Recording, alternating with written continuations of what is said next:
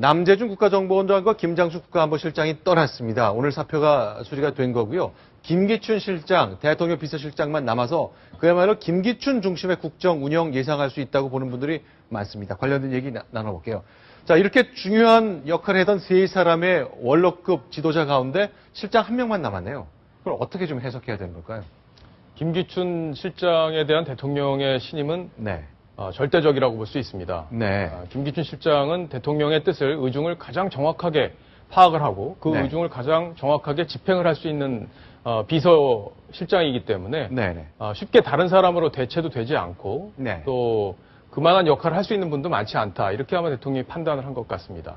자, 그렇다면 이제 보통 때 이 정도 뉴스라면 남재준 국정원장의 교체나 김장수 실장의 사퇴 큰 뉴스가 될 건데 일단 관련된 거 하나씩 좀 짚어봤으면 좋겠습니다. 남재준 원장 결국 떠났는데요. 이걸 지난번 증거조작 사건 그때의 후유증으로 봐야 되는 거겠죠?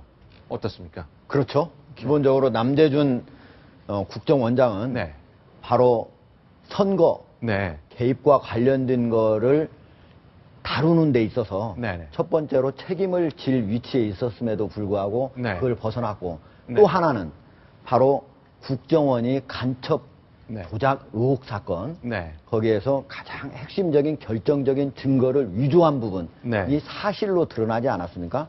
그런데 국정원의 차장, 관련 차장만 물러나고 국정원장 그대로 남았는데 그 책임 또한 크다고 할 수가 있습니다. 그런데 그럼에도 불구하고 박근혜 대통령의 어떤 신임에 의해서 남았는데 이번에는 안전 책임까지 세월호 참사와 관련해서 첫날 어떻게 보고받았는가 하는 것이 또 논란이 됐습니다. 이런 세 가지가 겹치면서 결국은 박근혜 대통령도 김장수 바로 실장과 함께 안전 문제로는 결국은 경질할 수밖에 없지 않았나 이렇게 생각을 합니다.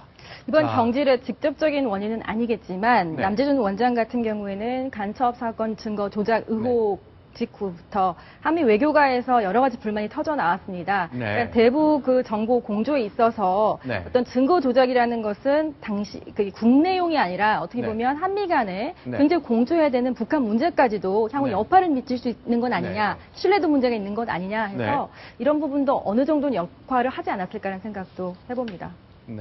자, 그럼 김장수 실장은 어떻습니까? 저희가 좀 논란이 좀 있었지 않습니까? 청와대가 이런 국가적 사건에 이런 재난 사건에 컨트롤 타워가 맞느냐 아니냐를 놓고 좀 논란이 있었는데요. 그렇죠.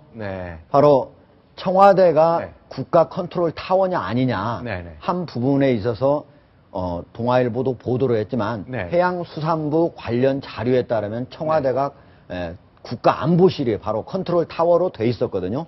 그리고 해경의 관련 매뉴얼에도 그것이 나와 있었습니다.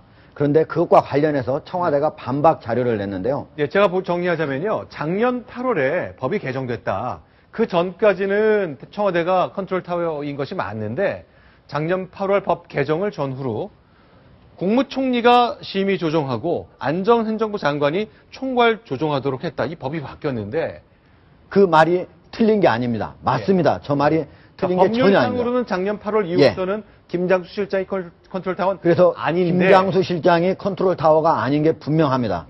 다만 저러한 바로 반박이 청와대가 국가의 큰 재난에 대해서 책임을 회피하려는 그런 모습을 보였고 결국적으로는 전체 국민의 분노를 사게 되는 그런 계기를 제공했다.